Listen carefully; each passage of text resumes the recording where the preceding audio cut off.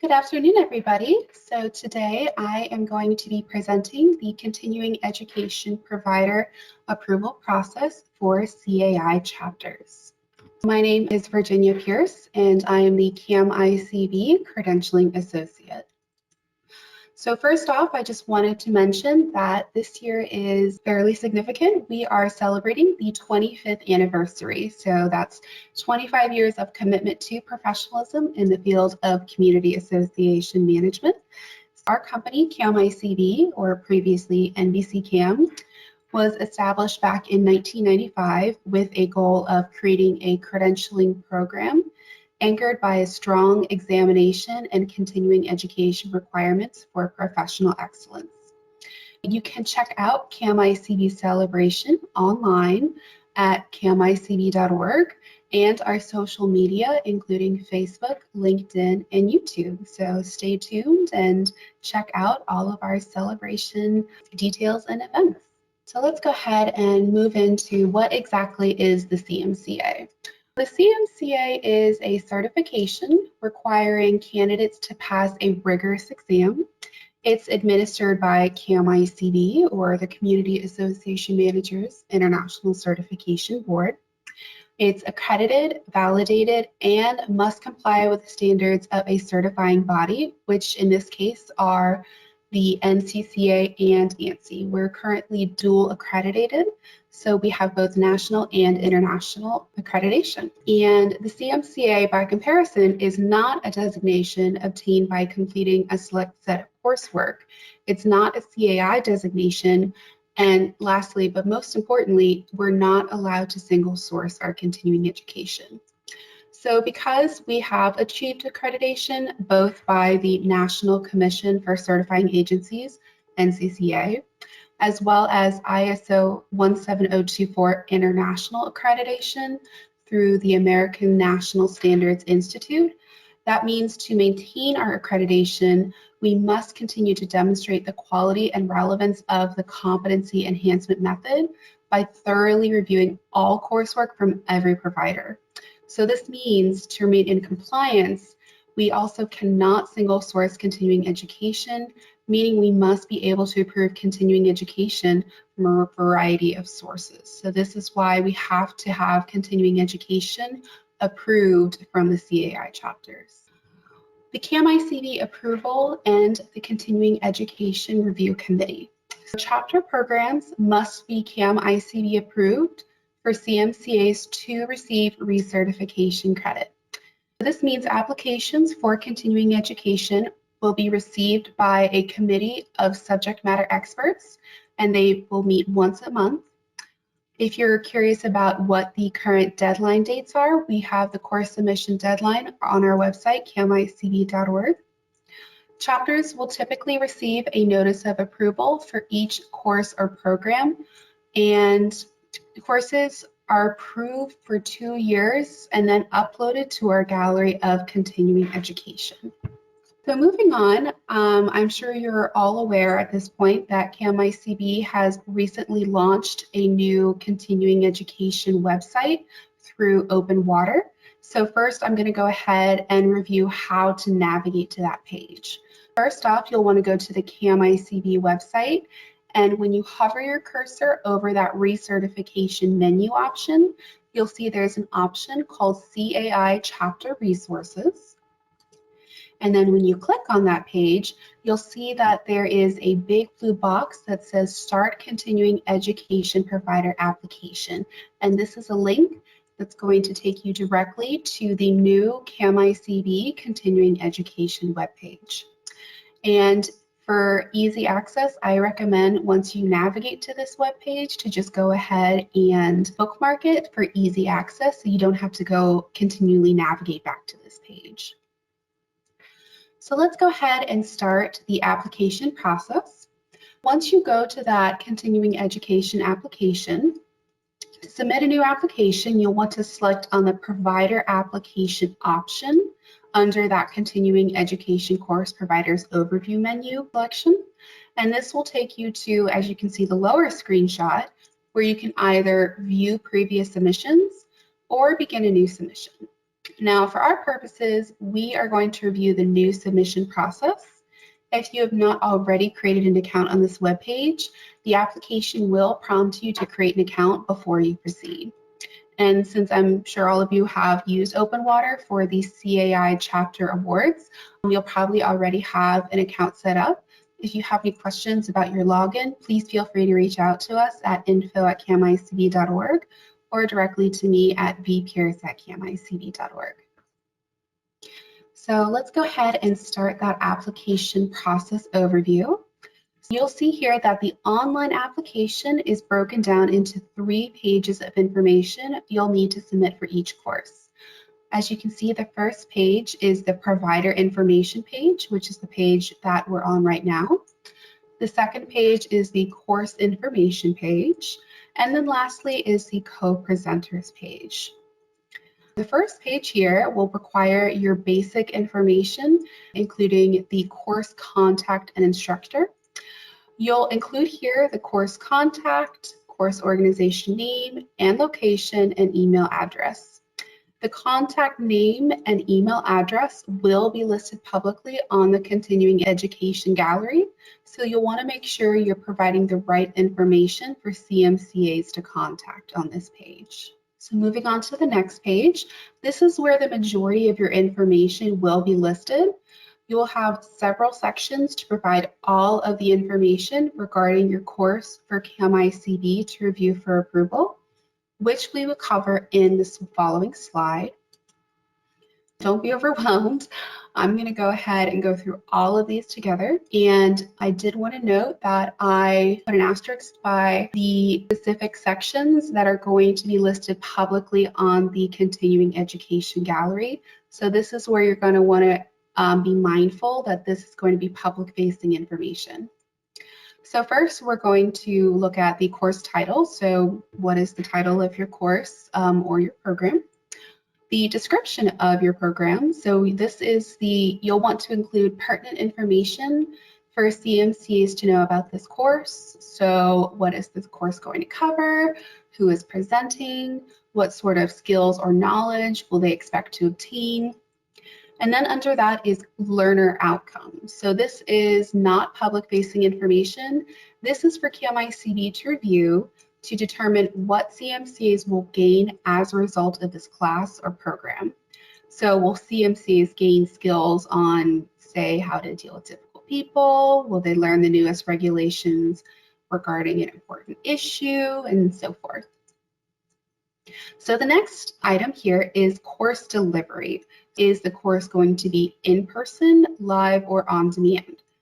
If the course is live, this means that it's a one-time virtual event, whereas if it's on demand, that means it's going to be an ongoing virtual program.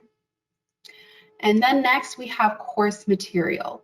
So this is where you're going to upload all of the information you used to attach to the previous PDF applications. This will include information like your detailed outline, copy of handouts, copy of presentation materials, copies of advertising, and speaker biography and contact information. If you don't remember what you need to upload, the application will list out everything you need to include. And as previously, as a CAI chapter, if you don't have all of this information, just try to upload as much as you possibly can so that we have everything that is available to review the course to determine if it can be approved. Next, we have tracking attendance. There are 3 options for this. We have yes, no, or other. And honestly, you need to track attendance. So if you select anything other than yes or other, it will not be approved. CAMICB continuing education policy requires that all approved courses have attendance being tracked. So as long as you're tracking attendance in some form or another, then this is acceptable for our purposes. But if you're not tracking attendance, then we will not be able to approve the program. Next, we have the on-demand URL. Again, this is going to be a publicly facing point. You'll want to be cautious using this section if you have a live webinar that is going to be converted to an on-demand webinar. consider using a link to your organization course homepage for CMCs to navigate so they aren't directed to a dead registration link after your live course ends. Next, we have program dates. This can be TBD, but honestly, it is more appealing to CMCAs if you can include a finite date or an ongoing option. Next, we have continuing education hours. So CAMICB can approve 1 hour of education to 1 hour of credit. Please note that courses below 1 hour will not be approved. And then, of course, we have course fee. You're allowed to charge a fee for your program, but you'll want to be specific. And then we'll go on to the questions for the application. So first we have, has this course been previously approved by CAMICB? If your course has been previously approved, this will actually make the application process very simple for you. You'll just need to upload your previous approval notice to your course materials section instead of uploading all of your course materials, and that will essentially satisfy the course material option for you. Please note though that if your course has had some significant changes to the content or the overall delivery, you will need to ensure that you upload that new information to your course material section. The next question is, has this course been approved by a state regulatory agency for community manager licensing? If so, then you actually won't have to submit any course material at all. If you check this option, you just have to upload your state regulatory agency approval document to this section, and that will satisfy as your course material. And then lastly, there is the provider attestation section. So this is where you're going to essentially virtually sign the application that you agree to abide by all CAMICB continuing education requirements and policies if you are approved, including providing CMCAs with certificates of attendance and submitting rosters of attendees to CAMICB. So now that we've covered all the information on that second page, let's go on to the third page. And this is where you will include your co-presenter information.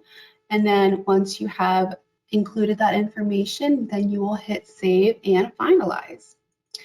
Typically, notice of approvals are emailed 14 days after a submission deadline date. However, if you are in a hurry and this program is coming up very soon, just go ahead and give us an email, either at info@camicb.org, or you can email me directly at vpierce@camicb.org to let us know that you need to have this application approval expedited, and we can go ahead and accommodate that for you.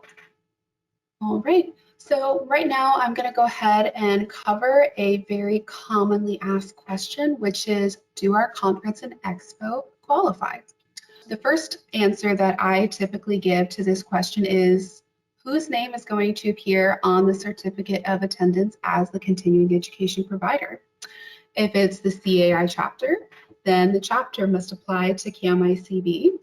If the speaker is the one who's going to be administering those certificates of attendance, then it's going to be the speaker who needs to apply. Another question I get is, how many credits can we award for conference attendance? So if you're offering concurrent sessions, then credits are going to be awarded based on session attendance. If you are hosting consecutive sessions, then credits are going to be awarded for conference attendance. Please note that continuing education credits can only be awarded for educational content. So this means that any sort of meet and greets or trade show floor time or networking opportunities, those would not be approved as continuing education. Only the educational portions of the event are going to qualify. So next, I'll go ahead and review top 5 reasons applications are denied, listed mainly in order of importance. So first off, the target audience is not community managers. So there is a distinct difference between a community association manager and a property manager.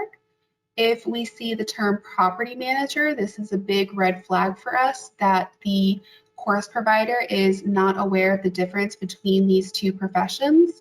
And this basically lets us know that the education is not going to be tailored specifically to community association managers. So if we see the term property manager used where community association manager should be, then that is pretty much an automatic denial.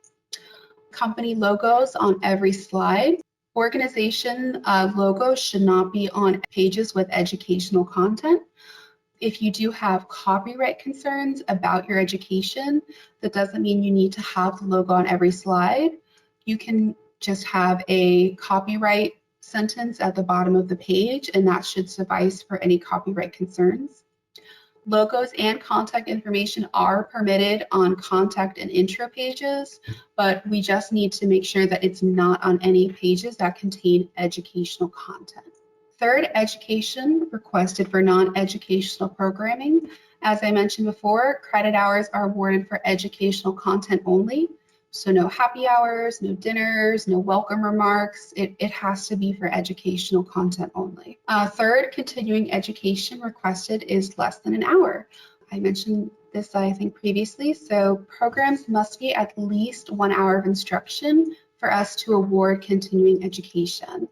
Programs offering less than 1 hour of instruction will not be approved. And then lastly, tracking attendance not confirmed. Course providers must submit a roster at least 45 days after each administration. So if a course provider is not going to be tracking attendance, then we won't be able to approve the program. If you do have an ongoing or on-demand course, you'll want to submit a roster at least every 45 days or essentially as often as you can. All right, so let's go ahead and move on to the next page where we do a bit of a mock case study. So I'm going to go ahead and show you kind of an overview of what an approved course looks like versus what a denied program would look like. So on the left-hand side, you see this program for Fair Housing Complaints and Pitfalls. The speaker, John Doe, Esquire, has 5 years experience as a community association lawyer. The content reviews common mistakes and complaints community association managers make. The program is an hour in length, so this could definitely be approved. Now on the right-hand side, you'll see learning about landscaping tools. The speaker has 2 years of experience in interior design, which is not associated with the content at all, so they're not qualified. You'll see that the content reviewing company landscaping options and pricing for property managers. So this is kind of a twofer. So first, the content is promotional in nature, and it includes mention of property manager rather than community association manager. So both of these are big red flags for us. And then lastly, you see that the program is only 30 minutes in length. So this is not long enough to be approvable. So this would again be another reason to deny the course. So this is kind of a mock overview of what the difference between an approved and an unapproved class would be. All right, so let's go ahead and talk about what happens after you have administered an approved course. So once you've administered an approved course, you'll want to ensure that all CMCA attendees are provided with a certificate of attendance. And then you'll need to send the roster of attendees as an Excel file to info@camicb.org no later than 45 days after the course date. You'll also note that we do have templates for both the certificate and roster available for your convenience on our website. And then some CAI Chapter Resources. As you saw in the first slide when navigating to the new continuing education website, we have a page specifically for CAI Chapter Resources. And this is where you can find a sample certificate of attendance, a sample attendance roster, as well as some frequently asked questions. And if you need a copy of that certificate of attendance or attendance roster template, feel free to reach out to me at vpierce@camicb.org or to info@camicb.org. And then I also wanted to take a moment to mention why we have to send out certificates of why we require chapters and continuing education providers to provide those certificates of completion. So managers, they'll need a certificate of completion for each course they attend, which they will compile for their personal record. And this is required as part of the auditing policy. So if a manager is selected for an audit, we will request they present their certificate of attendance for their submitted completed coursework, which we then check against all of the submitted rosters that we receive from the chapters. And then finally, follow us for more. We have Facebook, LinkedIn, we have our CMC Corner blog with lots of posts about community association management, so really good industry related information, as well as our Smart Brief newsletter. Be sure to follow us on our social media. And of course, feel free to repost any content you find interesting to your own CAI chapter website or social media. And if you ever need content or if you're ever looking for any sort of promotional materials, feel free to reach out to us anytime at info@camicb.org.